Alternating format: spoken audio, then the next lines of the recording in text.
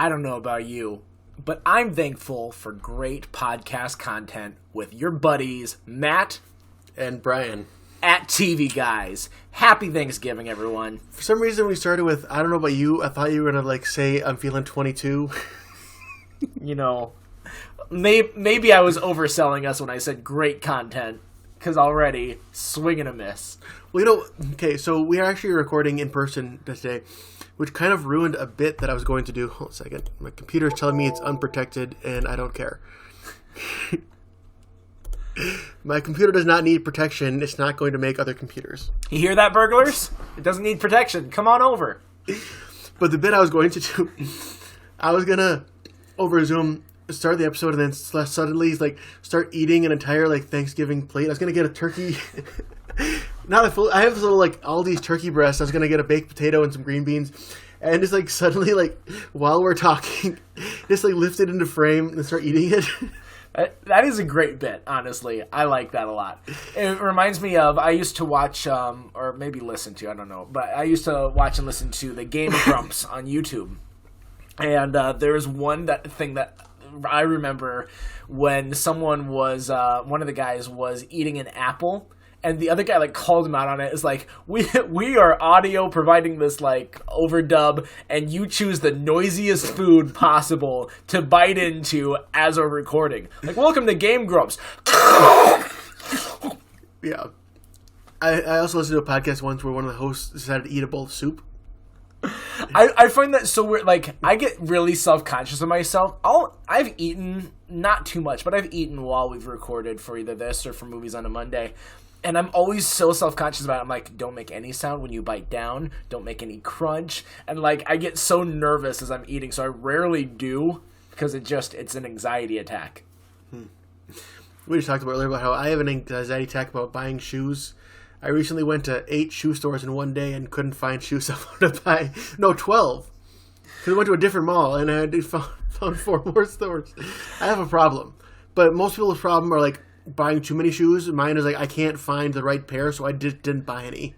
I'm the exact opposite. Angie will buy shoes for me, and she's like, "Hey, why don't you try these on?" I'll put them on. There's a knife sticking out of it right into my foot, and I'm like, it'll be fine. I don't care. I'm not picky at all. That can be these giant clown shoes that are bright neon green, and they don't go with anything. I'm like, yeah, they look fine. So now we all know what to get Matt for Christmas. Well, I don't need shoes. I'm not going to wear shoes out of obligation. I'm not going to look and be like, oh, I need to wear these shoes. Even when I'm going out the door, I'm like, which of these are mine? And I'll put them on. Sometimes I've actually put on Angie's because I don't even know which ones are mine. I just am like, I think these are mine, and I put them on. You and Angie have the same size feet? No. Okay. Well, then not at all. Well, then look for which ones are your size. I doubt any of your children are your same size shoe either. Again, I just throw them on. And if they are a toddler's shoes, then they're a toddler's shoes. That's what we go with. All right. So which one of us is less of a functioning adult based on what you just heard? That is such a great test for everyone. They're okay, obsessive compulsive about shoes or would wear trash bags for shoes. Which of those wins? Trash bag shoes, actually. For shoes or for a shirt? Shoes. Shirt, I care a little bit more. Again, shirt is as long as it fits me. I've also worn Angie's shirts because I just think they're mine and I put them on. She's like, those are mine. Same with jeans. But we have our sizes match more on shirts and jeans than they do on feet. Okay. So basically, you never wear your own clothes. I don't take it to that end. I do wear my own clothes, but it's not weird for me that I would put on her clothes. Do you wear your own underwear? That was just a terrible way to... That was the worst way to construct that sentence. It's not weird that I wear my wife's clothes. Come on. Yeah, exactly. If you put it in a certain light... Okay, you know what? So what light do you look best in your wife's clothes? I don't want to talk about it anymore. Like a 40-watt bulb? There's a reason why we do this apart. Actually, I could slap you if I want to. We are in person. I can just reach over and knock you upside the head. I was going to slap you later in the episode. Oh, you... Well, I'm glad that I said something instead of just suffering the pain and anguish of it. I didn't say I'm not going to still do it. No. Well, now we're in that same fundamental question of the episode: is it better to know or is it worse to know? It depends if you know and you can stop it. That's the thing. If you can block it. But if you know and you can't stop it, I think that might be worse. Well, we should just get into it because we are already talking about one of the episodes because we're going to do our top 3 of best Thanksgiving episodes. Is that your number 3, the one we're talking about? No, it's not. Well, way to suck because that would have worked perfectly if that was your number 3 and then we could just segue and go into it. But instead, we'll talk about something else. Do you want to do your actual number 3 then? Sure. So I spent today, I watched a couple of New Girl Thanksgiving episodes, and I almost picked one, but I decided, no, these ones don't really hit it that much. So I will start with one. It's very low probability that Matt has seen this episode. Okay. It's called A Deep Fried Korean Thanksgiving. Have you heard of that one? No, I haven't. It's the season 3 Thanksgiving episode of Gilmore Girls. Yeah, I definitely haven't seen that then. Because I know you said you've seen a few episodes.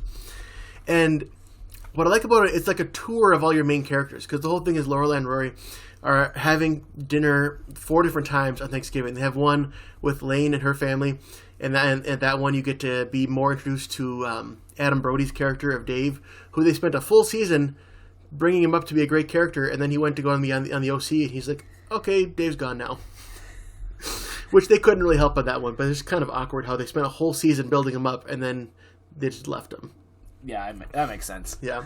Then they go to Suki's house, where Suki and Jackson Jackson decided to deep fry the turkey, and to cope with it, Melissa McCarthy as Suki just gets super drunk throughout the episode, so that's kind of fun. And then there's one where they go to the diner and they eat with Luke and Jess, and you get all the townies there. And then of course there's the obligation family dinner at Lorelai and Rory's parents' house. No, I said that wrong. Obligation dinner at Lorelai's parents' house. It's Rory's grandparents. Lorelai's parents. I know the show. Do you? And that one ended up being drama because of the whole... there was a whole episode where Richard had manipulated Rory into taking an interview at Yale and pretty pissed everybody off, even his own wife. I remember that. I remember that conversation. I don't think I remembered that it was a Thanksgiving episode at the time, but I think I've seen a part of it because that rings a bell. Yeah. Well, that drama comes up in a few episodes, but it might have been in this one. I just think it's funny because we're following Lorelai and Rory through a who's who of the people in their lives. And, it comes up with it's number 3 because there are some dumb moments. There's this dumb Dean and Jess fight at the end where he's like, "Ooh, I was with Rory, no, you're with Rory, and I don't have to be calm around you, blah, blah, blah." It's like, just shut up. I don't care about your fight. There was a while where they had both of them on the show at the same time and that they wanted to build up this fight between the two boys, but it just is dumb. That's constantly what I'm thinking when I watch this show is, shut up, I don't want to hear the two of you fight. Who would you not want to fight? Anyone. Because it happens with everyone. Everyone gets in fights in this show with Lorelai and Rory, from what I've watched, get in fights every now and then, but for the most part. Except for when they spend a whole season not speaking to each other. Yes, I do remember that get dropped. It's so weird. This is okay, when you talk about Gilmore Girls, it's like when someone says something and then you flash back to the dream you had that night and you're like, oh yeah, I remember that part of my dream suddenly. That's how I feel as you talk about Gilmore Girls. And I get that. It also has a great moment of Kirk buying a cat, naming it Cat Kirk, so making everyone call him they're buy Cat Kirk, buy Human Kirk. I have nothing to add on that one. Yeah, I'm trying to think of anything else. The Suki stuff, the drunk acting is tough, but I think Melissa McCarthy did it really well. And there was also a little cameo of Badger from Breaking Bad is in that episode as well. That's a TV actor that pops up in so much stuff. He was on Community too. He was on Mom. Really? Yep. He's just one of those guys. But then Breaking Bad, they actually give him a name and a face. Yes. Yeah. And probably more lines. Oh, you know what else that episode had? That's not this. No, it doesn't. No, but you were talking earlier about seeing the slap coming. I just slapped Matt in the face. Seeing the slap coming. So I thought, you know what? Genius. I will slap him when we're discussing the wrong episode. That way he will not see it coming. If you slap me again when we talk about that episode, I'm leaving. I'm out. Cool, that means I can end the episode however I want, and you can't stop me. That's true, and that's... Well, I mean, you have editing power, too, so you can always end the episode however you want. Yeah, but that takes work, whereas now, if you left, all I have to do is talk. At the end, Gabe, you're too fat. No one's gonna like you if you're too fat. All right. So, Matt, what is your number 3? Mine is from a show we don't talk about too much. I'm not sure if we brought it up yet, but I watched a lot of Thanksgiving episodes, and one of them was from a show that I've watched. It's not like my favorite, but I like it enough, and that show's Bob's Burgers. And so in Season 3, Episode 5, there's an episode called... an indecent Thanksgiving proposal. So Bob goes over to his landlord. His landlord comes in, who's voiced by Kevin Kline, and he's a recurring character. He's not a starring, but he's popped up in a number of episodes. Is that the guy who kind of looks like Kentucky Fried Chicken? Like, looks yeah, like and he's Colonel got Sanders? like an eye patch too. Oh, yeah. I forget what his name is. Fish something? Fish odor. Fish odor. Yeah, yeah. So his landlord, Fish odor, comes by, and he needs, for Thanksgiving, he needs to impress this woman that he's trying to woo. Now, this woman is, she is attracted to all these magnates, and so she keeps like going after these guys with big fortunes, and then also who, trying to be the other woman, trying to be the mistress. I like to joke about it. He's like, oh, she's a magnet. And so he's trying to impress her, and so in order to impress her, he needs to show that he's got a good family so that she'll want him and to start up a romantic relationship where she thinks she'll be the other woman. And so he hires Bob and his family. Now, they at first aren't going to do it because Bob has his own family traditions. And it shows flashbacks of every single kid he does something with. So Gene, he has him like tackle him. They do like a very short version of football in the kitchen. But then he, like with Luis, does like a CSI turkey thing. He sets up this whole crime scene with the turkey, and then they act out like he's got something with each member of the family. Yeah. And then it ends with him making a big toast, but his big toast is actually pretty lame because he likes puns, and so he always is trying to come up with Thanksgiving puns that he wants to do as the big toast. So at first he says no, but they're behind on their rent. And so when Fish odor says, I'll forgive like a month of rent, and then he just says, well, 5 months. He's like, done. He's like, well, I really didn't think that you would do that, so sure, yeah, we can do that. So Bob is also trying to plan to sneak these moments away from his family, too, so that they're not caught by this other woman, and have them come into the kitchen at different times. So he's got all these different plans for, okay, come in at 7:30, and I'll do this with Eugene, and then at 7:45, all that sort of stuff. When they get there, though, Fish odor, he makes sure that Bob goes to the back because he's the hired help. He doesn't go, it's a very waspy building, waspy house that he has.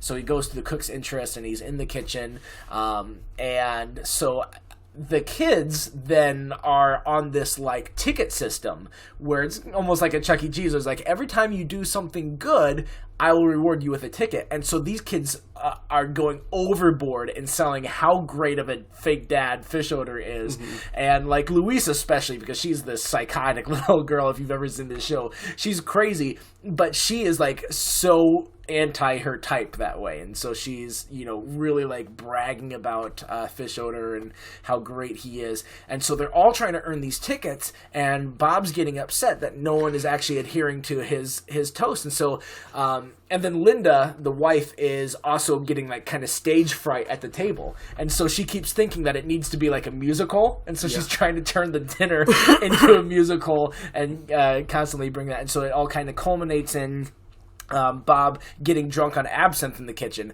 coming into Thanksgiving, which this is one thing that I love about it. Okay, never mind. I'll finish that in a second. So comes in from the kitchen drunk. He tries to make his toast drunk while Fish odor is trying to cover up that toast with his own toast so that he doesn't give everything away. And then Linda, jumping in, starts trying to sing. Mm-hmm. And so all three of them are like overlapping while this other woman is like, what in the world is happening?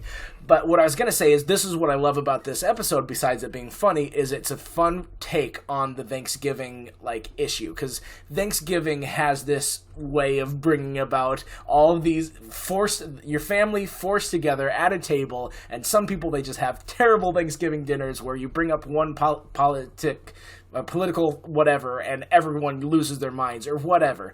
And so it's that same idea of like, this dinner is going to fall apart, but it's a very, very smart way to do it. Something that I hadn't seen done before, and it was a lot of fun to see all these guys. I'll do that. And then also, in the final act, that woman is like, plans to kill Bob because I don't remember exactly what her idea is, but she's crazy as well. So she starts hunting him with a gun. So you're lucky that I'm not doing that to you, Brian. That's the only reason I brought it up, is to threaten you after you've slapped me. So if we're going to stay true to our episodes that we watch, why don't I go get a gun real quick? Did you say it had to be a real gun? No, I guess not. Because here's the thing. It has to be an animated gun. I technically did slap you, but I did not slap you as hard as I could have. Don't worry, I won't shoot you as hard as I could then.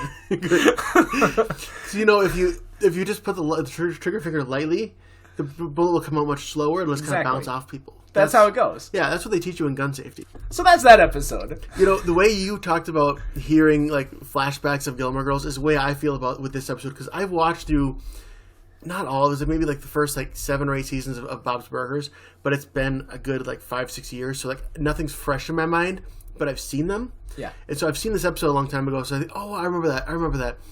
I thought you were going to talk about, wasn't there an episode where someone keeps putting a turkey in the toilet on Bob's Burgers? Maybe. And then it turns out to actually be like Bob when he was sleepwalking.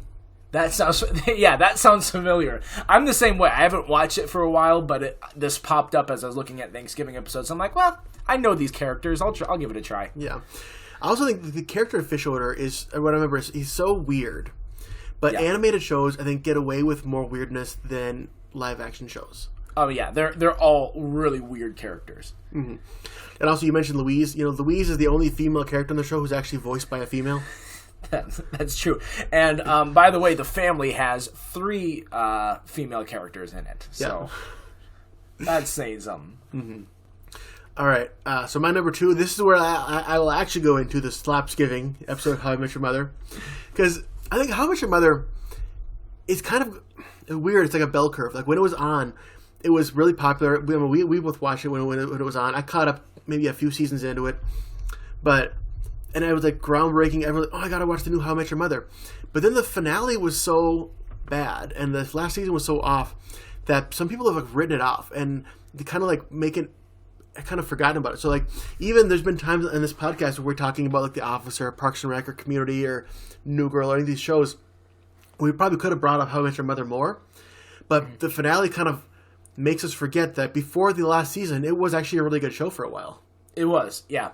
And it's one of those shows, too, is like, with the last season being what it is, that's something that stops people from wanting it being one of those bingeable shows. Like, I know so many people are like, let me rewatch all the episodes of Friends. Let me rewatch The Office. Let me put these on.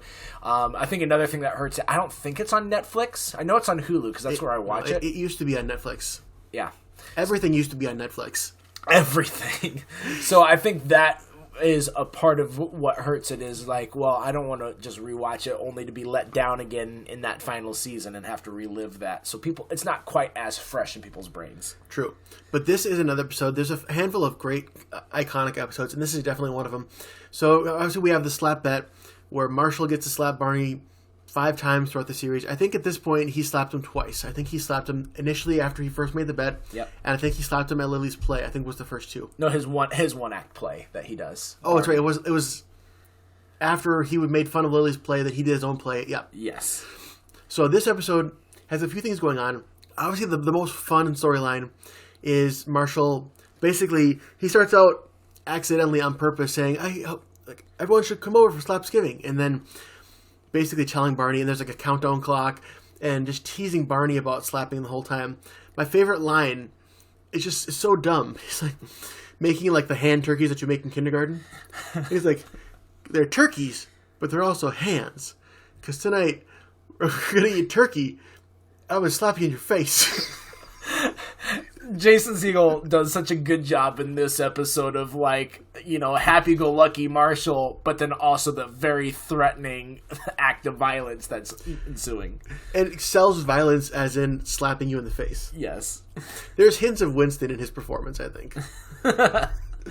Yeah. This episode was one that I had thought about bringing up, but so I'm glad you did, because it was also the introduction of a running gag that I really enjoyed in the show. I was going to bring this up. The general knowledge, or, you know, anytime that they say something that could be construed as a rank in the military, then Robin and Ted will salute together and repeat it. So it's like, well, that's some major information, and they salute. Mm-hmm. And I used to do that all the time, and it would drive Paul crazy, and I think other people probably too. Yeah. If you're not in on the joke, then it drives you crazy. And we made sure Paul was not in on the joke. Whoever I would do the joke with, because I think for a long time it was like myself and then Jessica and Allison, two of the youth kids, that we did. They're not kids anymore. They're all grown up now. That we would do that together, and then Paul would try and get on it. We're like, Paul, now you're just trying too hard. Yeah. So there's that is part of the rest of the Ted and Robin storyline is actually kind of awkward because they had broken up, and they're still part of the same friend group, hanging out all the time. And Robin has invited an older guy to Thanksgiving. Yep. And it's funny, like they say in the beginning, I feel they play with the unreliable narrator. Because Ted even says, this is probably how it normally was. And they show like this normal guy coming in, like in his 40s. Mm-hmm. Was that like a Brett Favre cameo? I feel like it was somebody famous. No, it wasn't. I just watched it, and I don't remember, because I saw it like he's listed as young Bob, but it's not like any sort of cameo. Okay, for some reason I thought it was like a football guy. No. Anyway, but then the rest of the episode, they have this old actor in his probably like his 70s in there, because that's like how Ted saw him, because he said you accentuate the flaws of your ex's new partners. Yep. And so it's like there's the awkwardness of dealing with that, while at the same time this military rank thing ends up being what kind of brings them back together, but back together as in like they can be around each other without it being awkward. Yeah. And then through all of this, Lily's whole storyline is that she's just the only one who cares about Thanksgiving dinner. Yep. And I don't know, it's just like the elements, it balances good storyline, like moving forward the story of Ted and Robin, while also, you know, having the hilarious slap stuff. And then, of course, it ends with Marshall jumping on the piano and just playing the You Just Got Slapped song. I watched all the episodes. Surprisingly, How I Met Your Mother only has 3 Thanksgiving episodes. It has 9 seasons, but it only has 3 Thanksgiving episodes. So I watched all 3 of them this week, and one of them is the You're Dead to Me one with her dad coming for Thanksgiving. The other Slapsgiving one. Yeah, the Slapsgiving part 2. And that was decent, because they also have fun with the slap thing, because they do another one, but this time Marshall bequeaths that slap unto to Ted and Robin, and then they, at the very end, they pass that to everyone in the apartment before Marshall's like, and there will be no slap today, and lets Barney get his guard down, and then he ends up slapping him anyway. Yeah. And then there was one later that I really liked. This episode is the Blitz giving one. It was our introduction of the Blitz, who played by Jorge Garcia from Lost.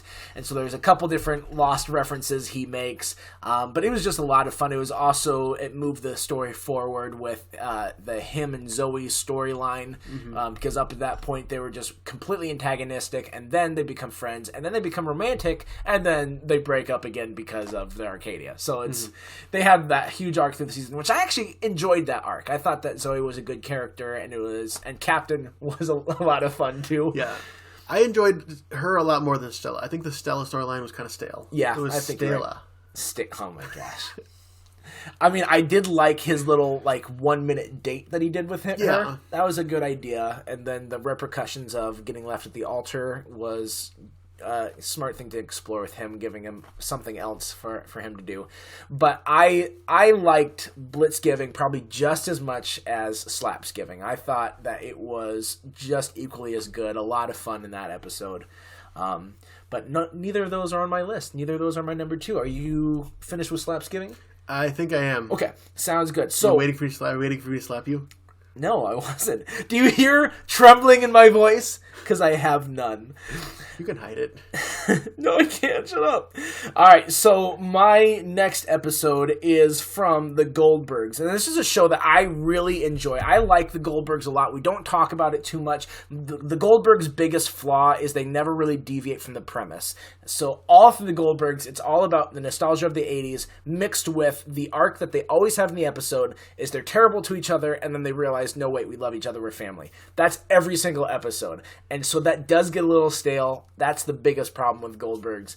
But it's still an endearing show. I still enjoy it. And Season 3, Episode 8 had this episode. There's a couple different Thanksgivings they do, but this one is, in conclusion, Thanksgiving.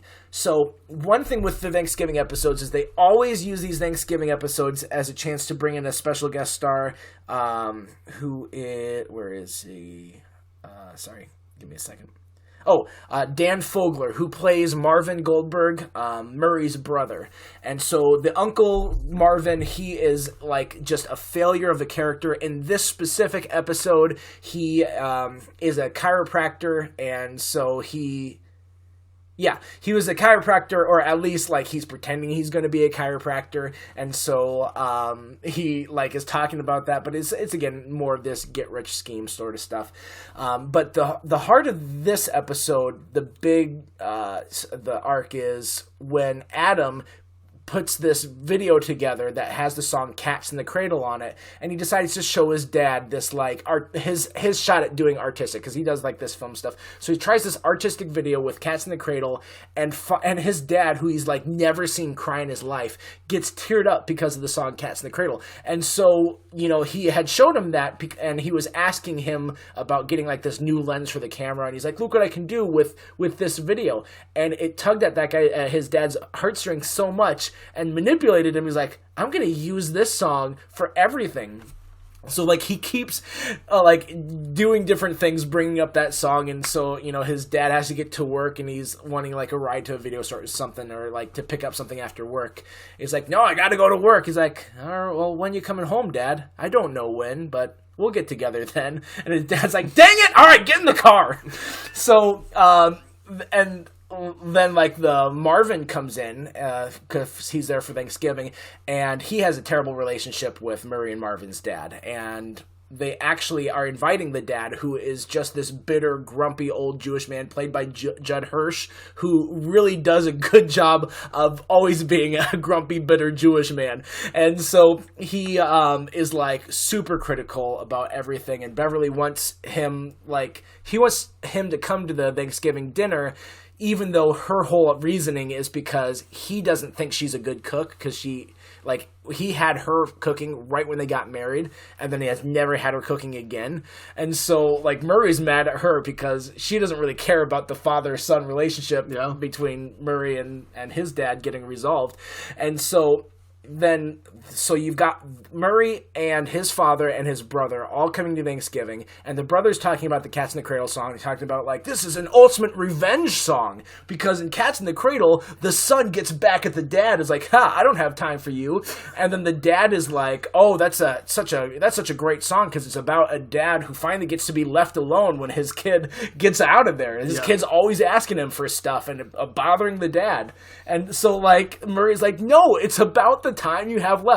So they're all arguing about what's significant about this song from all of their different points of view. Yeah, this sounds like it could also be an Ever Does Raymond episode with Robert, Frank, and Ray. They kind of do have that relationship, although Marvin is a lot more of a screw up than Robert is. Like, Robert has his life somewhat together, even though he emotionally doesn't. Mm-hmm. But Marvin, like financially and economically, all this sort of stuff, he's like a drifter. He get rich quick schemes all up the wazoo. And so they have that moment. But then there's this other side note with Barry, Erica, and Pops always does this toast at Thanksgiving every single year, but he's like, I'm getting up there, I need to hand off my toast, so I'm going to give it to you, Erica. And Barry's like, why aren't you giving it to me?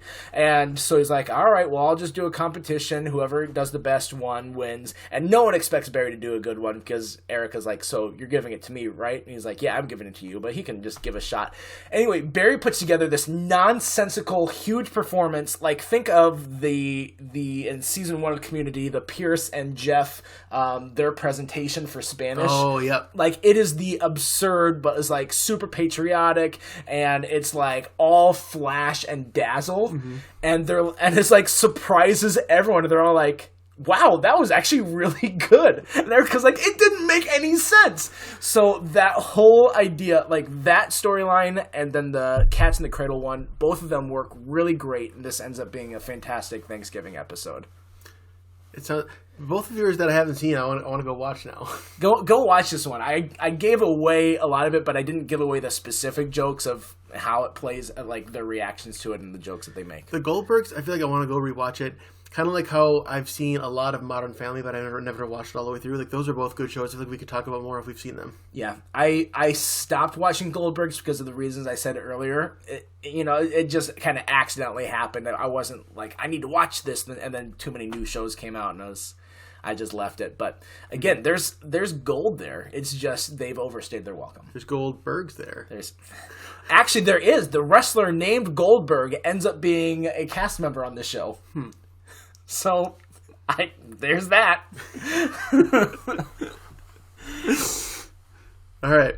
So, I was hoping that you would have Friends as your number 2, because I'm guessing Friends is one of your number 1. It is, yeah. Yeah, so, because I have a few different choices I could do.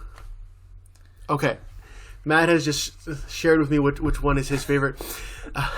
Because it's like, which one do you pick? There's so many great ones. I think we could actually, one of these, like next year, we could probably do one of what are the top 3 Friends Thanksgiving episodes, because they do one every year, and they're all usually pretty good. The only one is season 2 is the worst one because it's barely a Thanksgiving episode. The where they make the list. Yep, and the only Thanksgiving thing is that Monica is just supposed to make mocklet for like the Thanksgiving food. Michael McKean. Yeah, it's Chuck McGill. Exactly. He's another one that just pops up in so much stuff, but he's actually a really good actor. No, he is. He's really good at playing like either jerk or smarmy. He is. Have you seen Short Circuit 2? I have not. I have not seen Short Circuit 1 either. Short Circuit, I'm in a weird minority. I think objectively Short Circuit 1 is a better film, but I really loved Short Circuit 2. It's like such a nostalgia thing from my childhood. Actually, if you've seen Shrek 2, where they do like the Holding Out for a Hero song, like the chase sequence, Short Circuit 2 did it first. There's a big chase sequence at the end to Holding Out for a Hero. Okay. Oh, I'm sorry, Michael McKean's in that. I figured. He's like the second main character. Otherwise, it's super random. Yes, exactly. Let me tie this back in to what we're saying. I like School of Rock. No one's in it that we're talking about, but it's a good movie. So, anyway, your top Friends Thanksgiving episode. All right, I'll go with one that I haven't seen. I didn't watch in preparation, but I think is probably an underrated, really good one. It's from season 9. It's where Rachel's sister comes to visit. Which one? The other sister. Christina Applegate? Christina Applegate, yeah. Reese Witherspoon was earlier in the season. That's right. Because this whole thing, like, it's funny how you take a character like Rachel, who in a lot of cases is the one who's, like, the immature one or the one who doesn't have her life together, and you get someone who's, like, lower than on the spectrum and make her, like, the voice of reason. I always like when they do that. When they make the irrational character the voice of reason.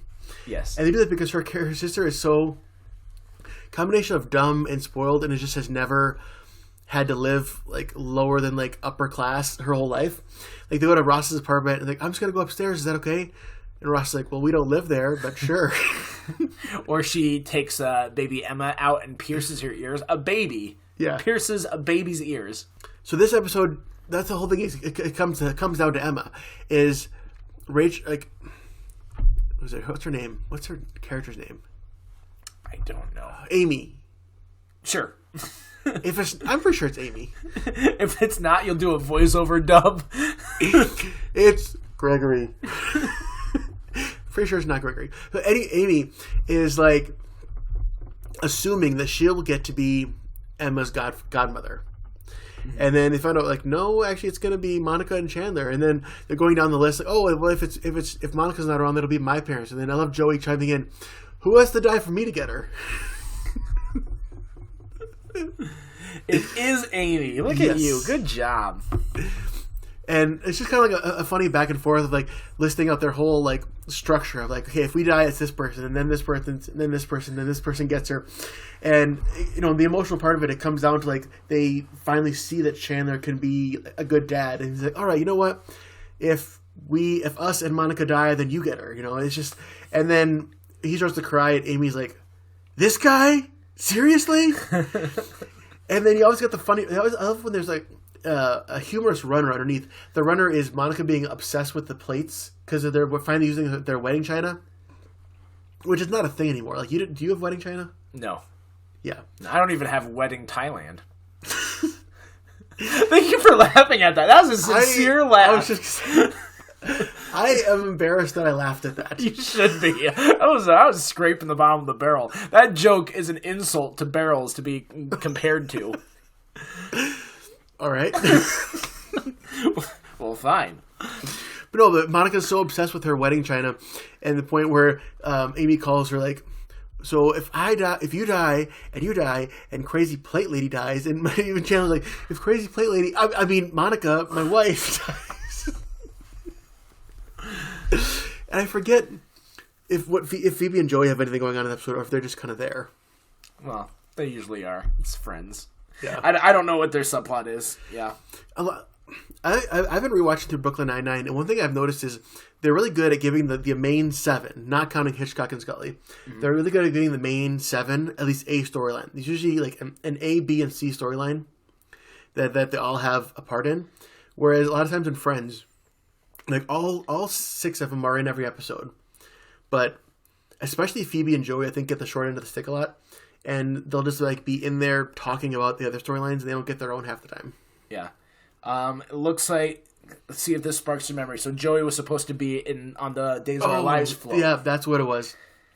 And he forgot, and he found that Joey writes everything on his arms. Yeah. And he's like, you forgot this? Pick up Grandma at the airport. Oh, crap. I'm not seeing anything about Phoebe. No, because Phoebe helps Joey come up with a lie. Yeah. That's what family emergency. Yeah. See what I mean? Like, Phoebe's supporting character to the C subplot. Oh, poor Phoebe. You deserve better, Phoebes. But no, it mixes, you know, there's the we talked about last week, the food humor with like the plates and the Thanksgiving dinner, along with the family conflict and the relatives coming into town, and it just brings it's all the recipe for a good Thanksgiving episode all in one. I don't remember, but exactly how this happened. I remember that Chandler breaks all of the china at the end of the episode. Yes, they're like in a box, and he is grabbing a bag or something. The bag knocks the box over, and the whole box falls. You hear them all crashing, and then at the end, someone reveals to Monica, "Oh, you told her you broke all the plates," and then she starts to faint. Oh, poor Chandler. Yeah. So mine, speaking of poor Chandler, is the one where Ross got high. Mm-hmm. So this is my favorite Friends episode of Thanksgiving because this is one of the things, I love this gimmick where it's the let's reveal secrets one, where so many people are shouting secrets. So the whole point of this episode is that Jack and Judy Geller, Monica's parents, are coming to Thanksgiving. This was when Monica and Chandler were newly a couple. I mean, they had been a couple for a while. They're living together. Yeah. So I think this is even like a season later after they had first become a couple. But Monica still has not told her parents about it. So it's like been a year pretty much. Mm-hmm. So he's like, well, why haven't you told your parents? And Monica's like, they don't like you. And come to find out, they don't like Chandler because of something with Ross, that he was smoking marijuana when he was in college, and his parents caught him. And so he said that Chandler was in here, and when he heard him coming, snuck out the window, and it was him who was smoking. So they bought that story and believed it, and they've held that against Chandler for all these years. So Chandler's trying to appeal to them, and he's doing his try hard, and everything like he's doing is wrong. And he keeps failing, and he keeps messing up because Chandler, with that much pressure, does not perform well. And so the other side of this storyline is with Rachel. She is making the dessert, and no one else makes a dessert because Monica trusts her, but it comes to find out she's making an English trifle, but she's using this magazine or cookbook or something like that where the pages are sticking together. So she combined an English trifle with a shepherd's pie. Yep. So there's meat, like sauteed meat in with like this custard dish that's supposed to be fruity and delicious. By the way, shepherd's pie is delicious and underrated. People don't make it enough. I do not make it at all, so I'm people. So you think you've never tried it? I think I've tried. I can't remember if I have. I don't. Maybe I haven't. Well, if you haven't, you need to. I heard that it has peas in it. It doesn't have to. No, I make it. Okay, you get beef. Recipe time.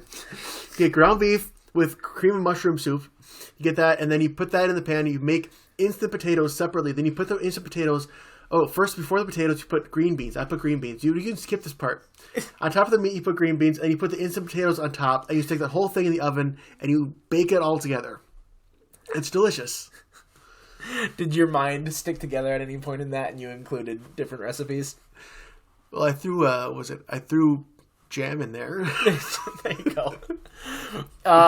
And so Joey's one that doesn't have anything in this episode. Oh no, he does, because it's Joey and Ross have their own thing where they're trying to get out of there on time because Janine, Joey's dancer roommate, played by Elle Macpherson. Yep, she is having a party where all of her other dancer friends are going to be there, and she even is like, well, we're not going to eat much because none of us can cook, so we're probably just going to spend the entire time drinking. So he wants to go see all these drunk dancer chicks, and so him and Ross, that's their plan for after Thanksgiving, and they have to have that dessert to get out of there because they don't want to hurt Rachel's feelings. And then the other part of this plot with Phoebe is she's got her own thing because she had a dream about Jack and that she's very attracted to Jack, and then she even has like a quick Thanksgiving nap, and that transfers over, instead of Jack, it's Jacques Cousteau. Which is lazy writing, because she left the table when he couldn't eat the trifle because it has meat in it, she's a vegetarian. Yeah. Okay. And then it's like maybe 5 minutes later, after the whole thing with the trifle come out, she comes out of the room. Like, she went straight to the bed. It's her friend's apartment. Fell asleep instantly and had the exact dream she needed to be convenient for the plot. Then she woke up at the exact moment. Like, it's just inconvenient and lazy writing. I just slapped him. You're welcome. I think my slap was better. No, never. All right, that's what happened, is she got slapped by the Sandman while she was in there. He was just waiting, just bam, knocked her out. So, yeah, she comes in with this newfound love for Jacques Cousteau. So, anyway, the culmination of this episode is fantastic. The culmination is what the episode, like, what seals the deal for me. Because it's this back and forth of revealing all of these things. Because Ross would not tell his parents that, he was going to, but he just couldn't get the courage up. That it wasn't Chandler, it was him. And so now that Chandler and Monica are together, Ross owes his parents that explanation so they don't irrationally hate Chandler for what Ross did. Which leads to one of the best lines. So, Monica and Chandler are telling Ross, you need to come clean about this. And then later on, Joey's telling Ross, we need to tell Rachel about the trifle so she doesn't get embarrassed. And then Ross is like, what is with everybody? This is Thanksgiving, not Truth Day. So Ross wimps out, and Monica's like, fine, I'll do it, takes charge. She goes, tells them about that, tells them about other things. Ross then is like, well, Monica broke your porch swing. It wasn't a hurricane, it was her when she sat in it. Well, Ross stole all the dad's porn, and it wasn't the mailman. And then like they're just shouting and yelling at each other. Oh, Chandler and Monica are living together for a year, and then all of a sudden, to be involved, Phoebe just yells, "I love Jacques Cousteau!"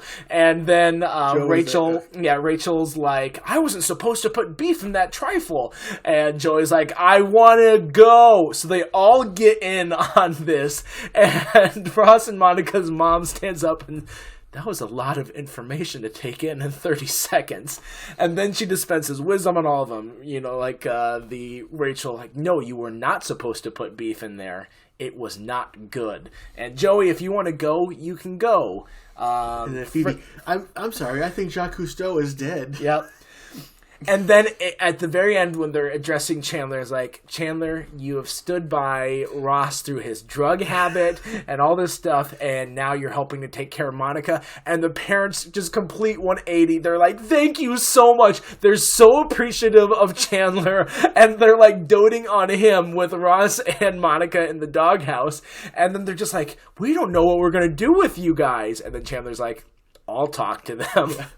It was just a great line to end the episode. It was a really good couple minutes of television in that spot. Yeah, it's a good moment for Chandler. Yeah. All of it. And it's probably the best Judy moment, too. It's not the best Jack moment. My favorite Jack moment is on the wedding day when Ross is trying to find Chandler but can't tell him why.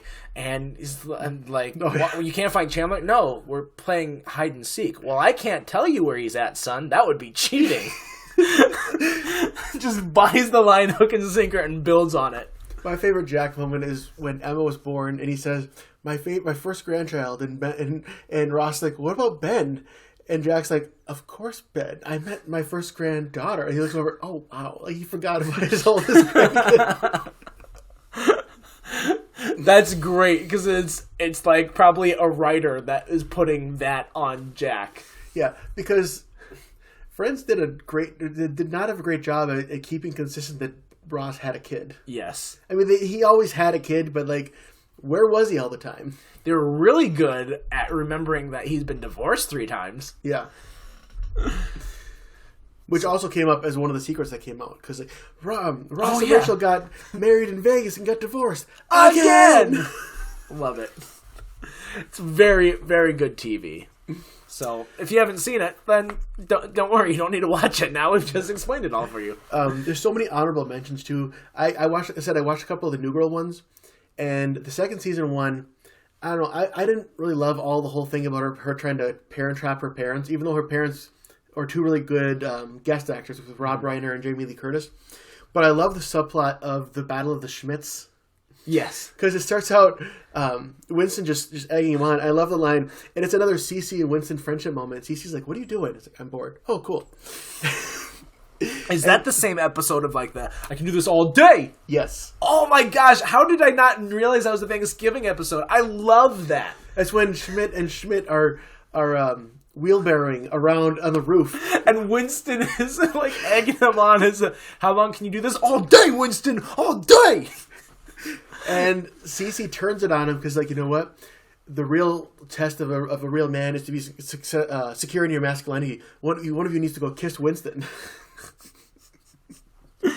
That is a really good episode. Oh, man, now I want to rewatch that one. You know what's not a good Thanksgiving episode? My least favorite, because it stresses me out, is the one where they go hiking, and they have to do this hunter-gatherer Thanksgiving in the woods. Yeah. I hate that. It stresses me out so much because I love Thanksgiving food. And I'm like, that's not only would that be disgusting, but also they got sick from it because they're stupid. Yeah, you don't eat a raw dead fish that you already found dead. I don't eat fish, and even I know that. Yeah. I mean, I also don't like the episode. I don't like the episodes where they get stuck in a stressful situation, like when they're in the desert and they lose the keys. Oh, I love that one. That's a good one. I put myself into the situation too much, and I get stressed out on behalf of them. I get that. But then there's also the Bangsgiving where they're all supposed to bring someone for everyone else to have sex with. And I love that Nick is like, I drew my own name, so I just brought Tran instead. Tran is like this silent Asian man. He comes and smiles the whole time. I love Tran so much. The writer who came up with, let's do this. Let's make this a part of Nick's process. I don't understand where you pull that out of. Mm.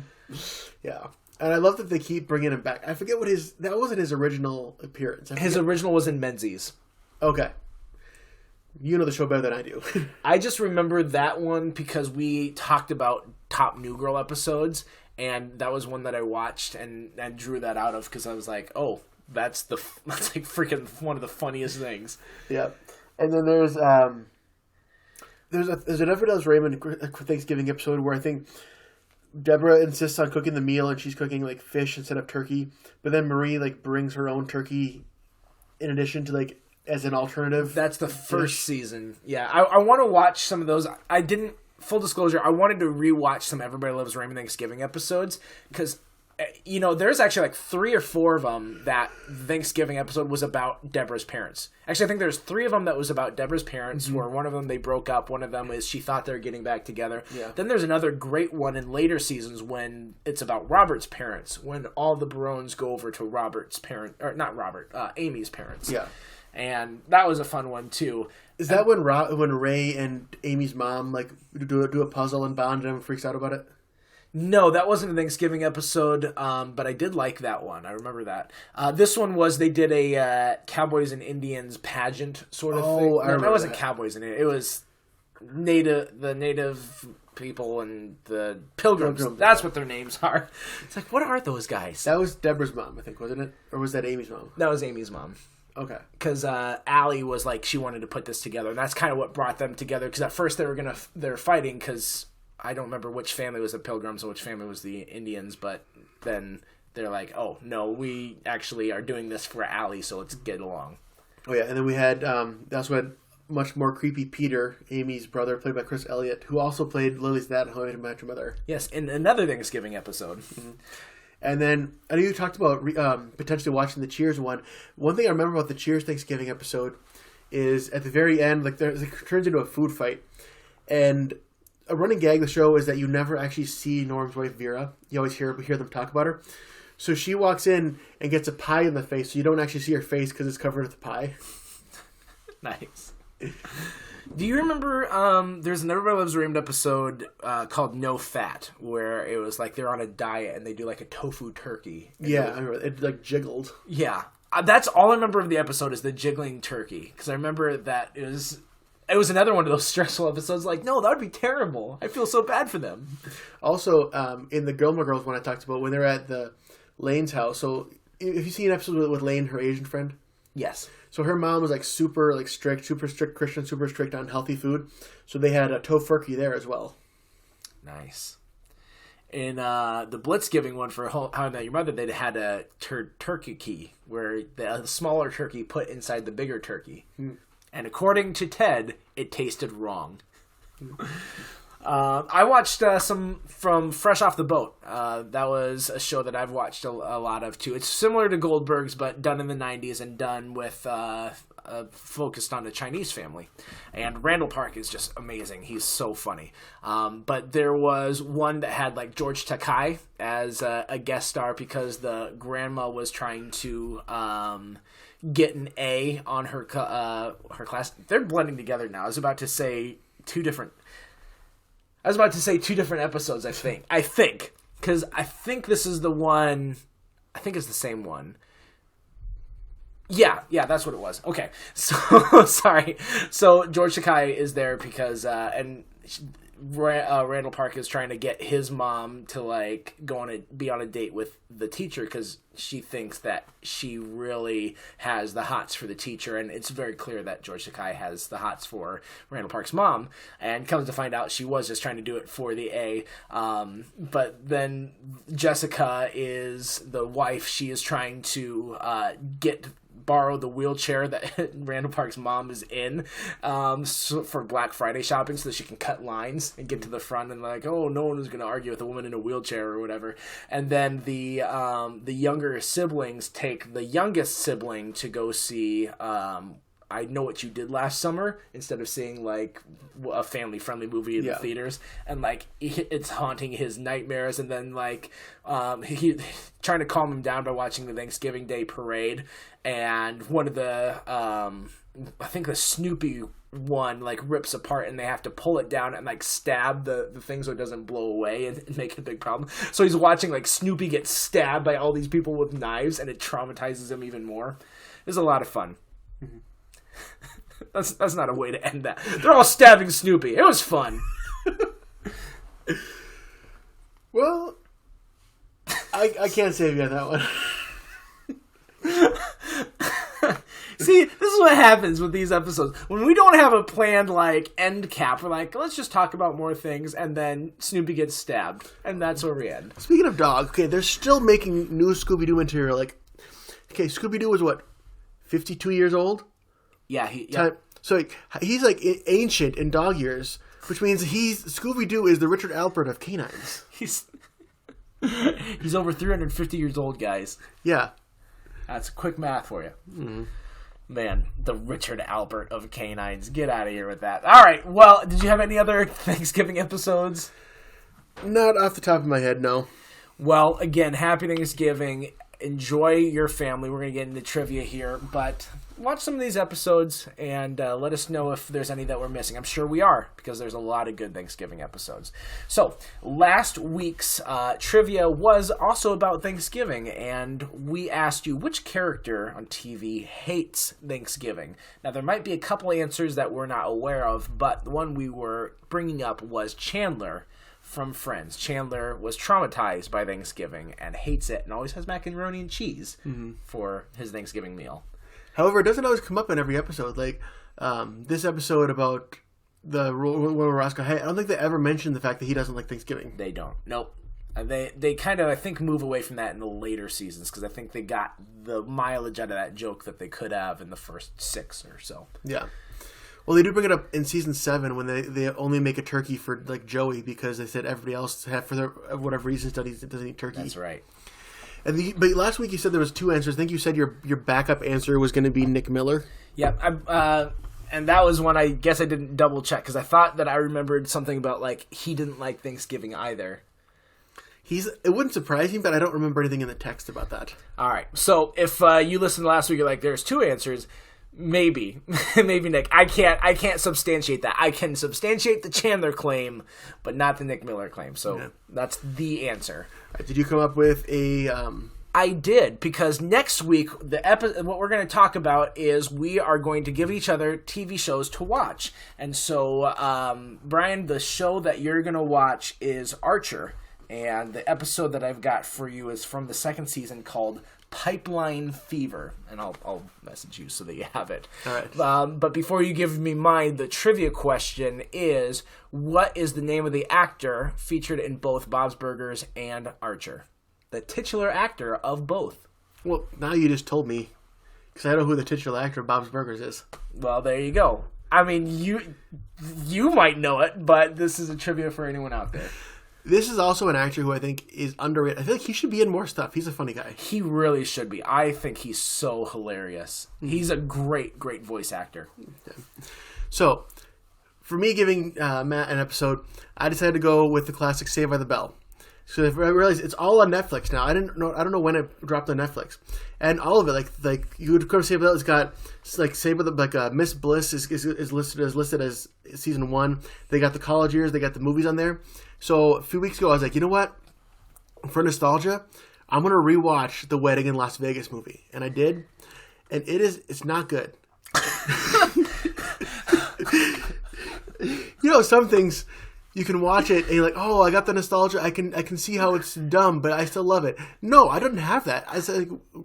I kept watching, thinking maybe it's gonna get better, but it doesn't. I got the nostalgia vapors. So don't watch it. Don't watch. Okay, when I say don't watch Saved by the Bell. Saved by the Bell has that nostalgia factor. The Wedding in Las Vegas movie is terrible. All right, so which episode am I watching that I really hope holds up? Because I have a feeling that I'm going to watch this and be like, it's a different time. I don't know if I'm going to enjoy it. I debated giving you the Fever Dream band episode where they have a band, and then I decided I almost gave you the one where Jessie gets hooked on caffeine pills, and she goes, "I'm so scared." Listeners who have seen that episode know that was a great impersonation. I feel like that's a meme episode. Yes. Like, oh, you tried to be serious and you suck. But the reason I wanted to give you more of like the school feel, because like most of the episodes take place in the high school, and I also wanted to get you to get like the Zach and Mr. Belding dynamic as well as everybody else. So I'm going to give you Cut Day, which is basically it's Cut Day. Sounds good. I don't want to tell you. I'm not going to tell you anything more because you're going to watch it. You know, if you want, because Archer is on Oh, it's on Hulu, so I don't know if you have Hulu. I do have access to Hulu. Perfect. It's on Hulu. If you want to expand, if you like the episode you're going to watch, there was one that I thought about giving you, but it's kind of cheating because it's actually like a 3-part episode, so it ends up being like an hour, a little over an hour runtime. Yeah. But it's the season 3 opener. I think it's called The Heart of Archness or something like that. It's a play off of The Heart of Darkness and Archer. I think for next week, I think I like the way we go into it only having seen the one episode. Yeah. I might afterwards go back and watch it. So if you like the episode I'm going to give you, that is a great... It's like a television mini-movie of Archer. Yeah. So it's not going to be like a cheat. Oh, you have to watch a 3-parter. It's like, you know what episode you should watch? The entire Lord of the Rings trilogy. They even with season 3, they do a similar thing of like Parks and Rec, where it's like, here's a little bit of what you missed in season 1 and 2. Yeah. They give you enough so that you have everything that you need for those 3 episodes. Nice. Plus, David Cross and Patrick Warburton are guest stars in it. Oh, nice. I like those guys. Yeah. Patrick Warburton is like the perfect voice actor. He is. And no matter if it's animated or in real life, I think he plays the same character in everything. He's a little cocky, and he talks like this. Right. Cusco's poison. The poison for Cusco. The poison specifically designed to kill Cusco. Cusco's poison. Yeah. That poison? Yes, that poison! I didn't do that right, but you get the idea. If you've seen Emperor's New Groove, you know. Anyway, we just hit the 1 hour mark, so we are going to wrap it up here. Enjoy your Thanksgiving. Until next time, I'm Matt. I'm Brian. And reminding you to stay tuned and keep watching. Gobble, gobble.